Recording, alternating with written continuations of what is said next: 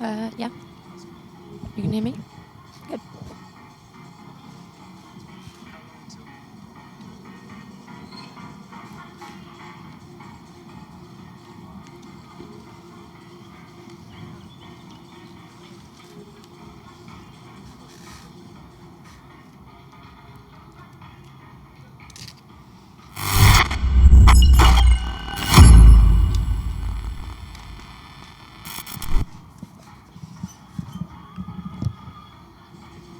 Well, hello, good morning, and welcome to Zolder, and the first ever qualifying session for ERA, the Electric Racing Academy.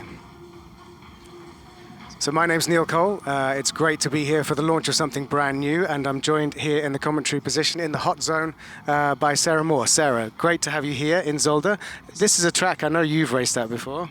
I have, yeah. It's great to be here. Great to see the electric side of motorsport. I've never actually witnessed before. So, yeah, it's good to be here. And like I say, I've raced here once in the first year of W Series in 2019. Fantastic track. So this is the dawn of a brand new era, the ERA Racing Academy. So it's the world's first all-electric junior single-seater racing series. It's been a long time in development, and we have the first session of qualifying ever. And I know you've been sort of embedded in the team. They're the official support class to ETCR, the FIA e-Touring Car World Cup. So tell us a little bit more about what you found out about some of the drivers, but also specifically about this car that they're sort of launching today that's going to be on the world stage for the first time. Yeah, so like you say, the car has been a long time in development, and it's the first time they've actually had a race weekend this weekend. So I think the main issues that they've had, like most electronic things, is trying to get the thing consistently working. I think they are having some heat issues. The cars are getting a bit too hot, so we'll see how they get on in qualifying today, but it's great to just see more of the cars out on the track. I think last time I saw them, they had 3 cars out on the track, so to have 7 cars out actually today for qualifying and a race, it'll be interesting to see how they all fare up. Okay, so let's get down to the pre-grid there, where Marieta Evans, the presenter and reporter of ERA, is waiting to get things underway.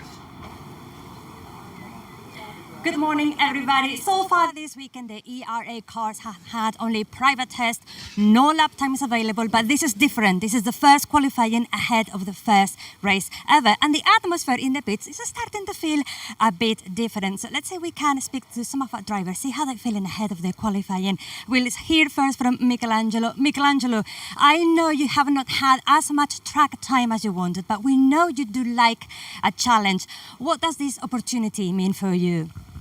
Of course, I'm looking forward to it, to hopefully drive this session with a full amount of time. It's not about only being fast, but also about strategy. So let's see what we can get out of this. Thank you very much. Good luck. Okay, so while Marieta moves along the pre-grid to line up another interview, let's talk about these cars, because I think this is the first time the Dome, the Japanese Dome F110 chassis, the sort of Formula 4 chassis, has been used outside of Japan. So there's loads of us for us to talk about how special and new and innovative this racing series is. But I think down in the pre-grid, as the green flag has been shown, so they can go out to start their qualifying laps shortly. I wonder if Marieta has lined up another interview? Or maybe set the scene down there. So we've got 29 minutes left on the clock.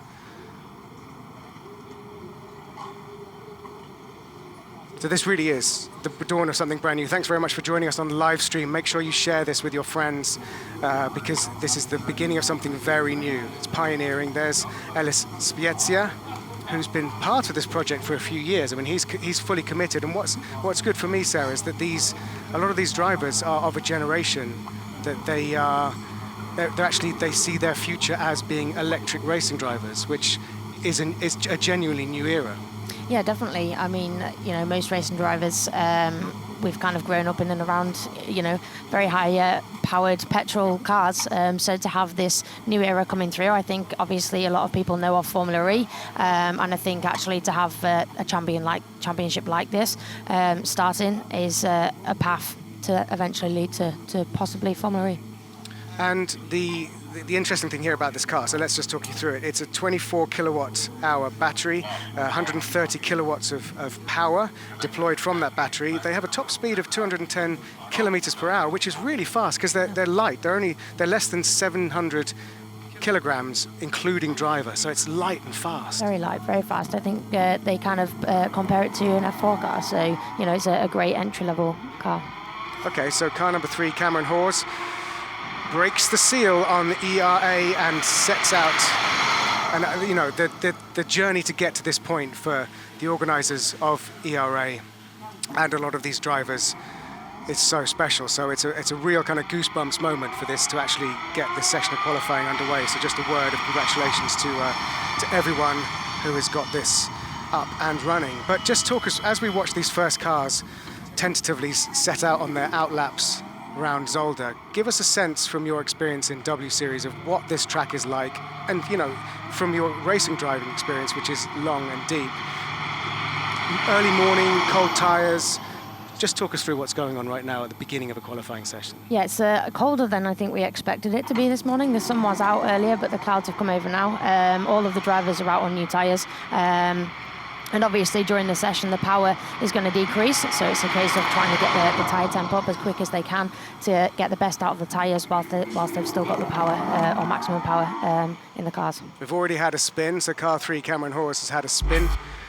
Let's see if we can see. There's a big lock up on the way into that chicane and then a spin. I mean, that's... Fresh tyres. Fresh tyres, exactly what you were saying. Cold tyres. And also, a lot of these drivers will be used to engine braking and how you can... So talk a little bit about how different it must be to judge braking distances when it's either all or nothing with an electric car. Yeah, so in these cars, I don't think they're running regen this weekend.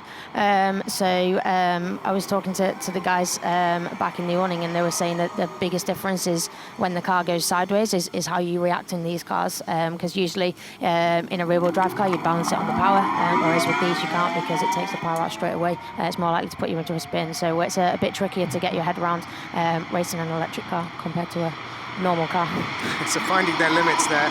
That's Christian Spellmans, who I think is the last to leave the pit lane. And again, a little twitch there from Richard.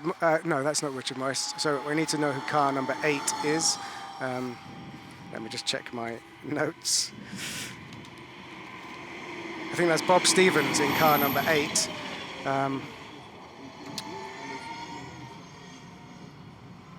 So let's have a look at how this car is handling as they get round and start to approach the business, and a spin there. So that's Richard Morris in car number 2. So Richard Morris has been involved in this for a while as well. I think he's tested this car before, but again, he's testing the limits there. Yeah, definitely testing the limits. I think having spoken to Richard yesterday, he said that the tyre compound is quite a hard compound, something that you would probably use more in endurance racing. So he was saying to get any kind of tyre temp in these tyres is extremely difficult. Yeah, it's a good year tyre, and it's all part of the sustainability mission of the ERA to make sure it's a single mark and they only ship a certain number. There's plenty of positive things to talk about this championship, and wow, a drift there. Everything locked up to make sure he doesn't go in the gravel. So that's what you were talking about, is the reaction when you find yourself going sideways, and how different it must be to a sort of internal combustion engine car to whether you apply the gas or not. Exactly, yeah. They seem to be on natural reaction, is what any driver would do, is to kind of lift off the power slightly. But they seem to be very, very snappy today. I know that the cars have a lot of grip, so I think with the new fresh tyres today, I think they'll probably have a bit more initial turning.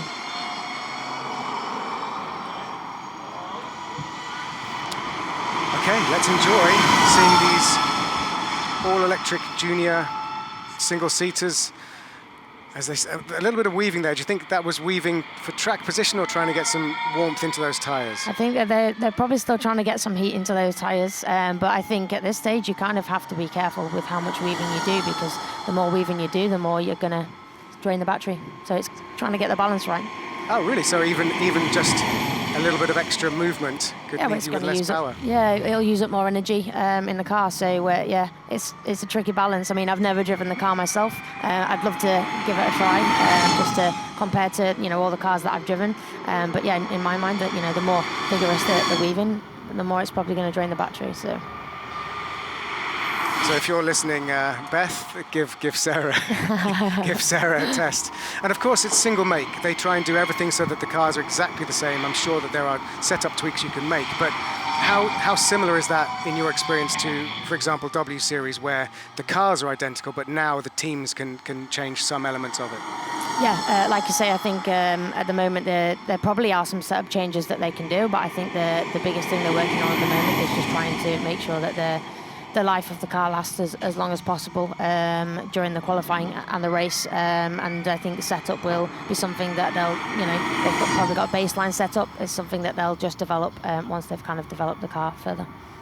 Now, one of the other things, there's many things that are innovative about this format, but the telemetry is part of the IoT, the Internet of Things, and they share the data live with the pit wall. And I think I'm right in saying that the level of telemetry and data sharing has never really been seen outside of Formula One at this level. So they're starting this ERA Championship, this brand new series, at a level that's much higher than anything else, even several layers up in the racing ladder. Yeah, that's great to see. It's something that I've never had myself, never had a live feed of the telemetry. It just shows kind of how far the technology has come, and like you say, to start at this level, at this level, championship is setting a benchmark for anything going forwards. So as we can see so far, the first proper qualifying laps have been set, and Ellis Spiezia is currently quickest with a 1:57.78.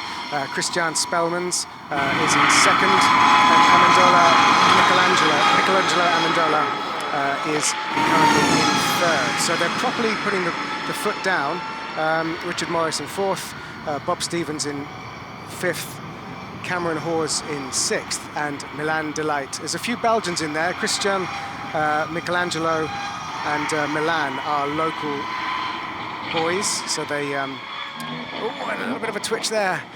That's testing the limits for Ellis. Have you had a chance to speak to Ellis? He's had a lot of time getting ready for this moment. He's been in, as part of ERA from the start. So, he's had a lot of time in the car, very, very committed to the championship, which is great. I think he's definitely done the most laps out of everyone. So let's hope he pulls it out of the bag in quality today. That would be good for him, I think. Well, he's just gone back to the top of the timing screens with a 1:52.5. So these times are dropping really quickly, and he's known as the electric renegade is Ellis. He's 16 years old. He's from Hoboken, New Jersey, and his racing hero is Fangio. So he obviously knows his racing history, but he's been racing electric karts, and he is now fully committed to ERA. So can anyone else?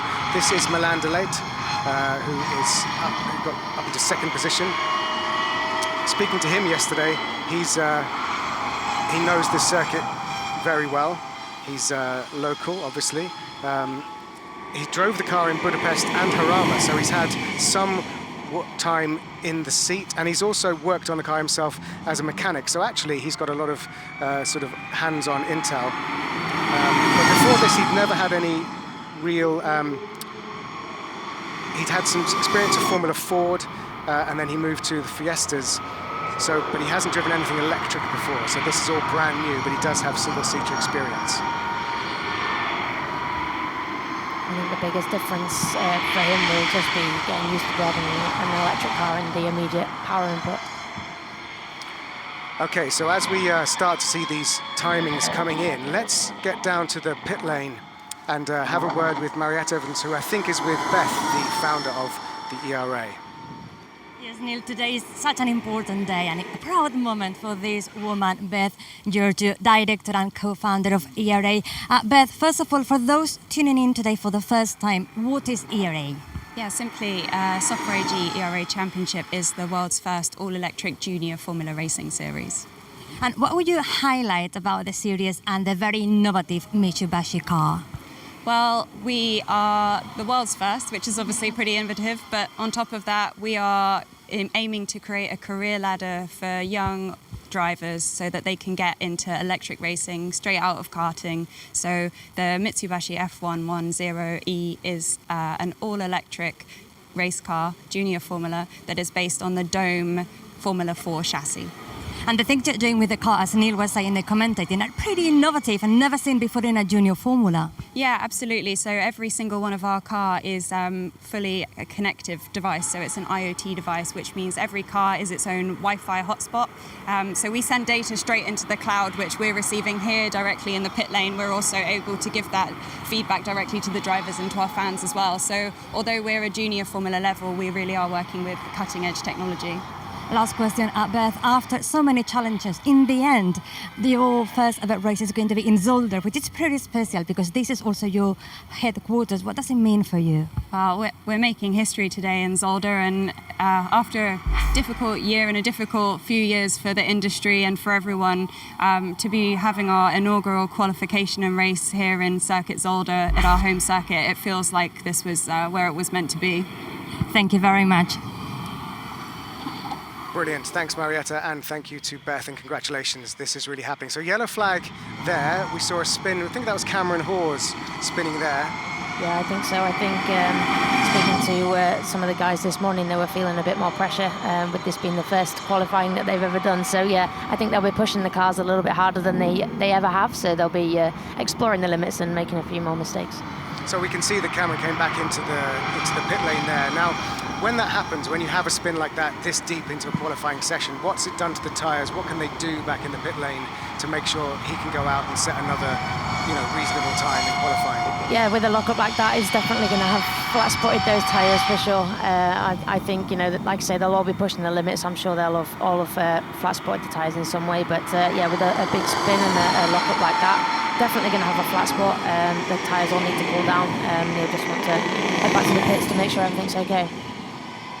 So that's Cameron Hawes, clearly on a flying lap, coming up behind Michelangelo Amendola.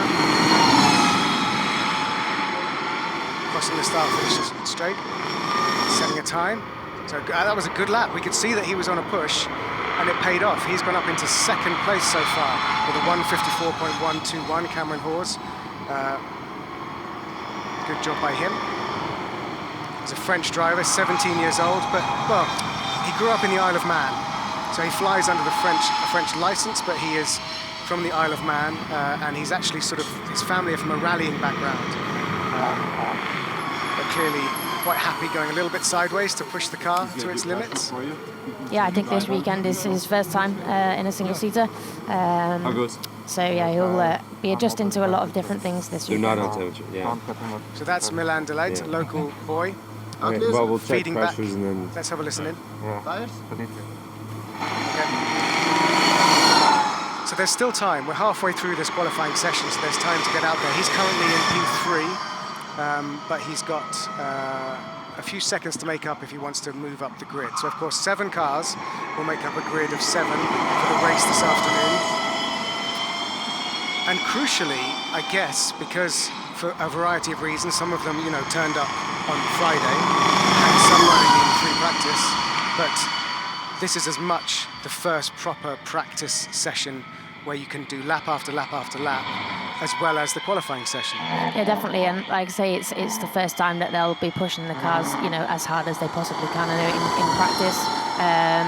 They were just trying to see how long they could make the energy of the car last, whereas in qualifying, they'll all definitely be more focused now on trying to get that lap together, and you can see by the lockups coming into the corners that they're really trying to push the limits of the car on the entry.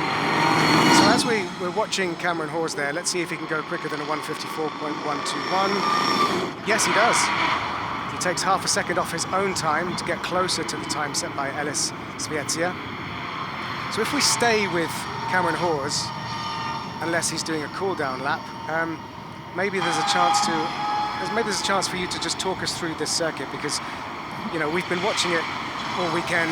I've seen races here historically many times watching on the TV, but when you're here, the undulations and the flow and the size of those curbs are extraordinary. So just give us a sense of this circuit as we follow. Yeah, it's a proper old school circuit. Sector 1 in a single-seater car is a fast-flowing sector, so it's a case of kind of minimal steering inputs, carry as much speed through there as you possibly can, obviously without breaking grip of the car to get the best Sector 1. And then Sector 2, you've got the chicane. Like you say, the curbs around here are very hurtful to the cars, especially in single-seaters, so you have to be very precise on getting the limits of the curbs, using what you can going through the chicanes, obviously to get the straight line possible through the chicanes as much speed as possible. But yeah, I do know from experience, if you hit those curves in the chicane, it doesn't end well. So yeah, so hopefully in these first tentative steps at the birth of this new championship, these drivers are being as careful as they possibly can, because nobody wants to see a broken car in qualifying, because everybody wants to be on the grid for the race this afternoon. So there we are. We have Ellis Spiezia, who currently is at the top. And, without doing a disservice to everybody else, you would kind of expect that. He's had more time in this car. He's been building up to this moment for years. Yeah, he's been in from the start when the idea came about in 2018.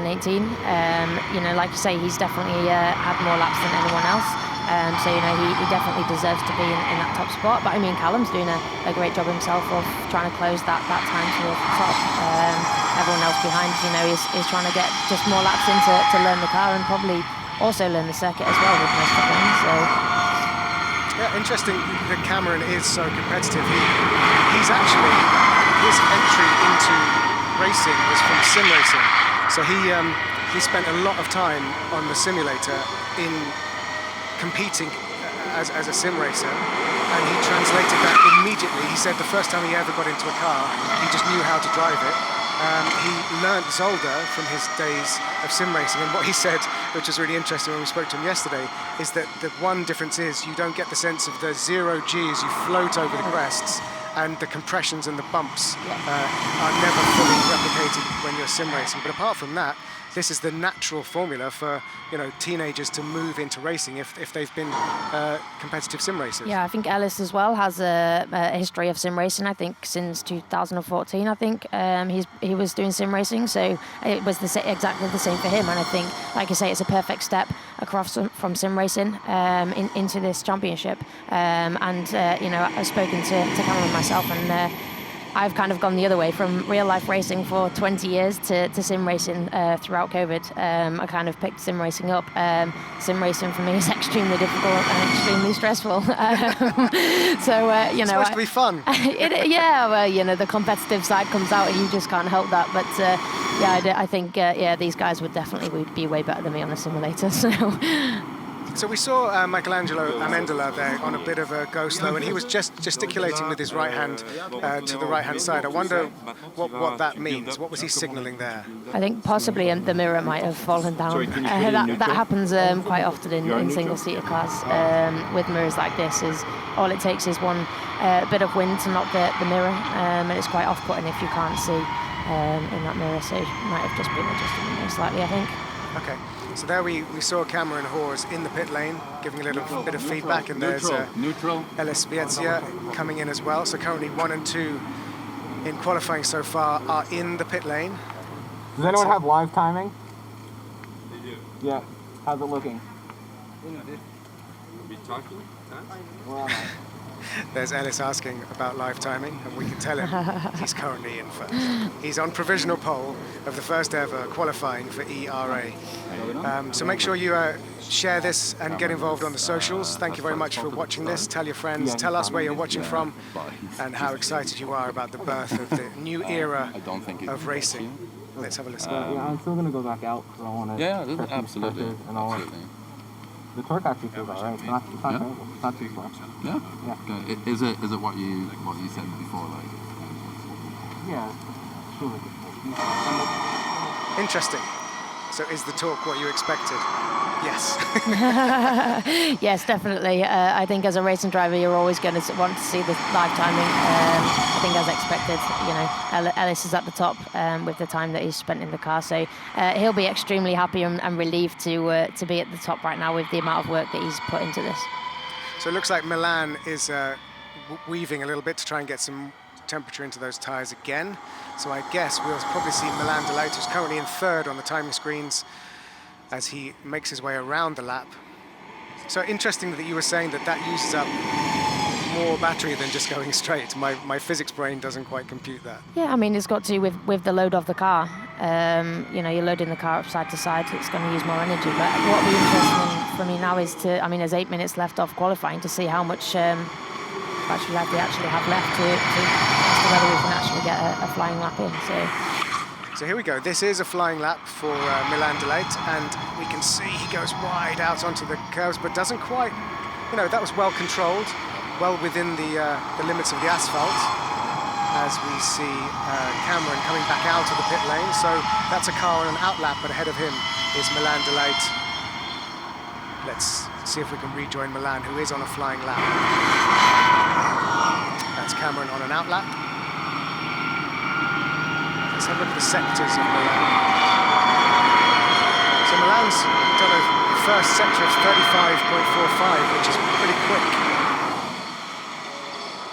And coming up behind Cameron on his warm-up lap is car number 6, Michelangelo Amendola. So he was the one adjusting his wing mirrors. There's Ellis, weaving the car a little bit, but his action to get heat in the tyres was a little bit more short on the steering wheel. Yeah, I think he'll be taking a nice steady outlap now to try and cool it down a little bit to prepare probably for what will be his last push lap, I think. So Milan Delight is on a flying lap. Here we go. Let's see how much he can push and keep it clean. Again, not taking too much curbs. Talk us through. So this is coming towards the end of his fast lap.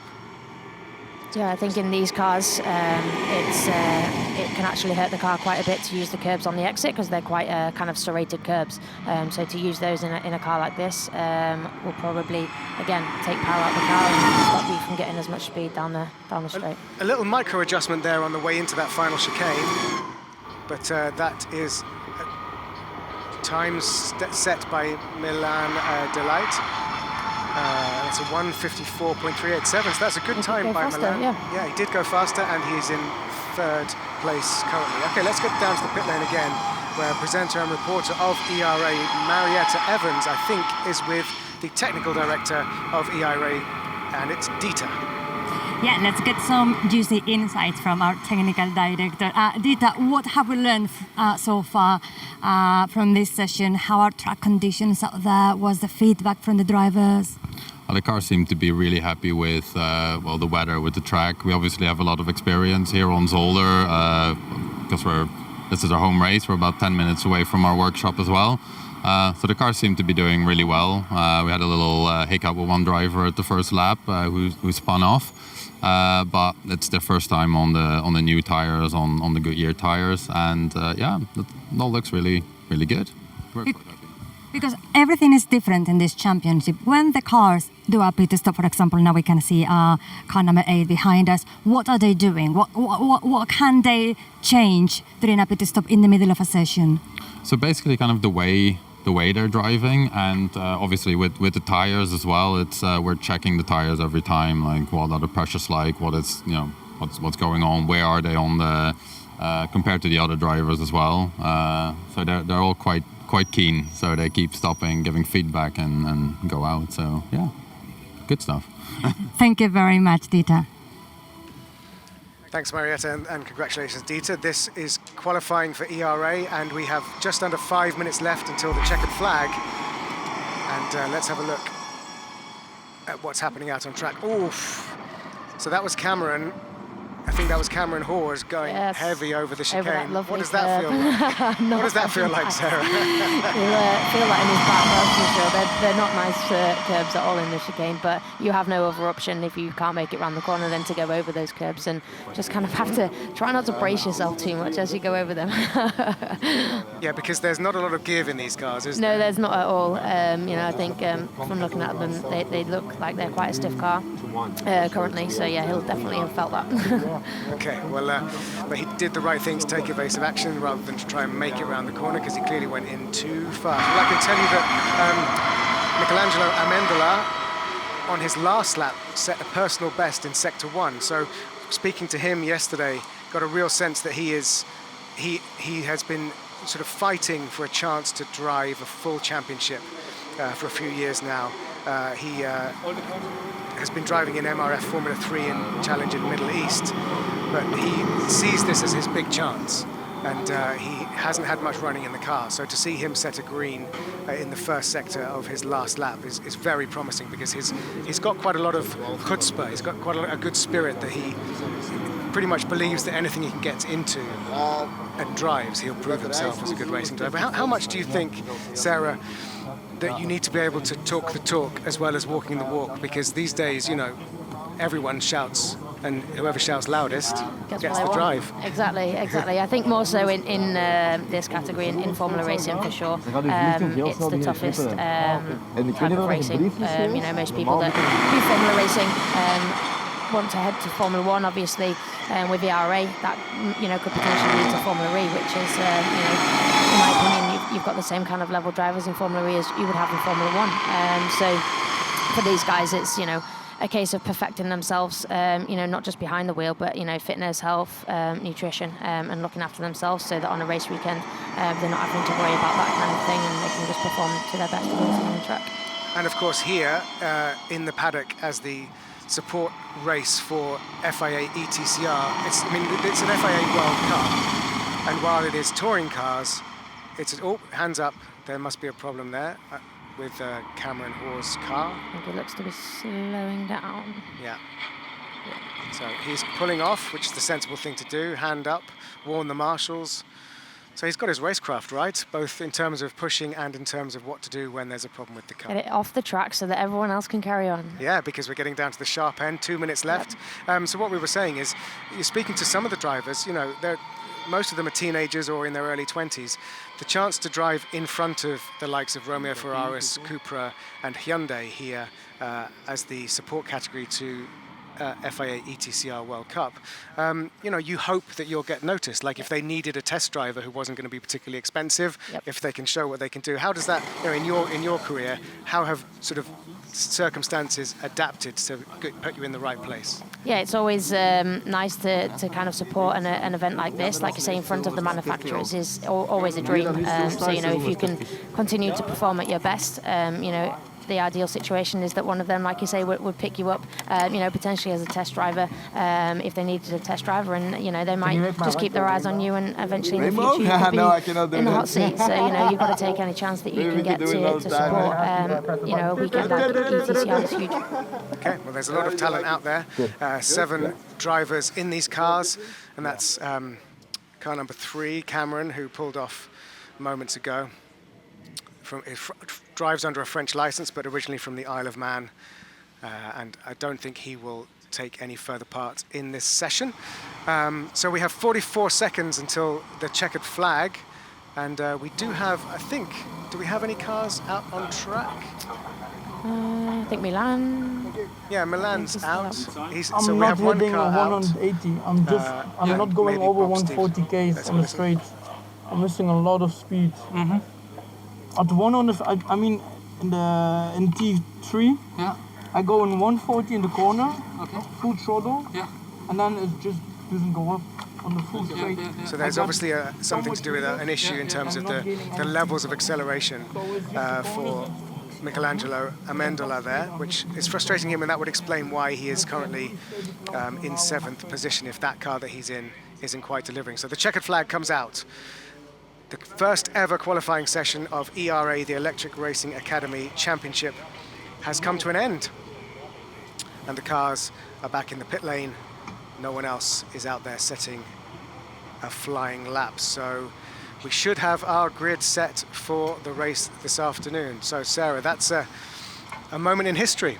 It is. You know, Beth has put a lot of hard work into this, so she'll be extremely happy for that to be done right now. I think Richard as well has stopped on the track. I think they possibly ran out of power now towards the end of qualifying, trying to push that extra little bit out of the car. So.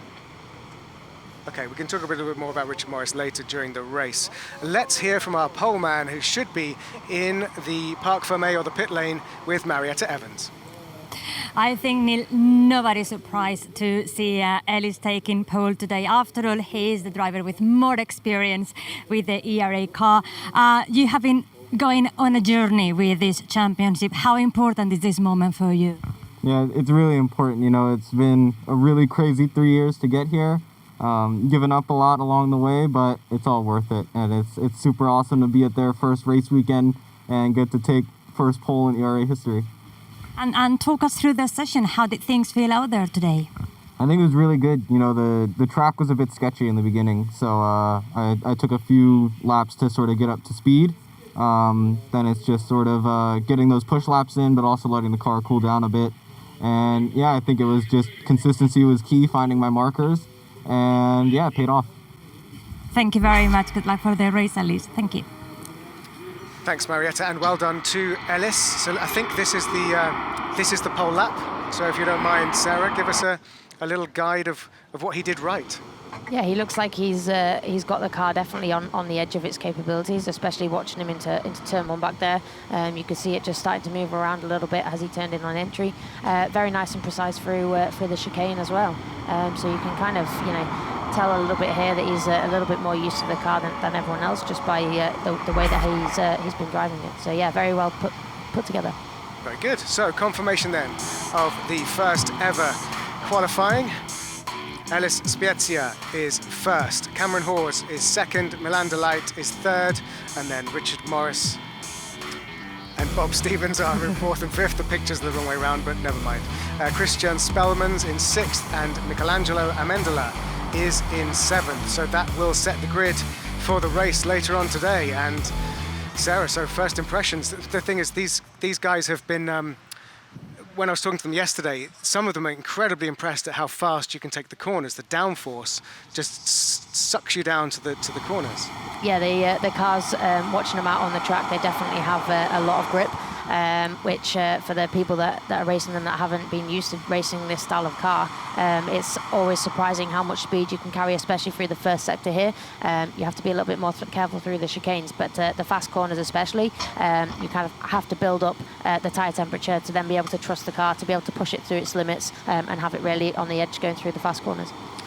Well, that's qualifying done. Thanks very much, Sarah. You've been a great co-commentator. Do you want to come back and do it again later for the race? Why not? We're making history. This is pioneering. This is a new era of racing. Thanks very much for joining us, and join us later on for the first ever race of ERA. But from all of us here in Zolder, goodbye.